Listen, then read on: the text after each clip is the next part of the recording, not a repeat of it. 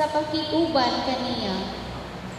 Gidawat niya sila maingon sa iyang pagdawat sa mga sakripisyo nga sunugon dito sa altar sa mga nagsimba kaniya. Sila nga nagsalig sa Dios miabot sa pagsabot sa kamatuoran sa iyang mga paagi. Sila nga nagmatinumanon kaniya, nagpuyo uban kaniya diha sa iyang gugma.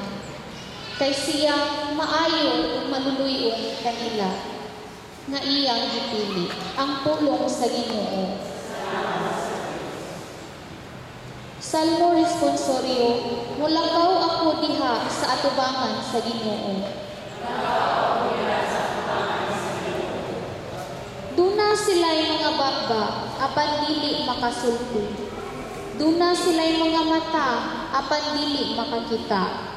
Duna sila'y mga dalunggan, apan dili makadungog. Duna sila'y mga ilong, apan dili makapanimaho.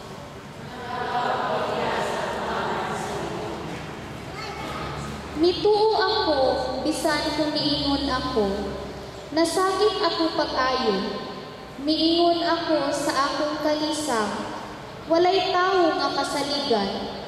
Bilinhon sa mga mata sa Ginoo ang kamatayon sa iyang buutan nga alagad.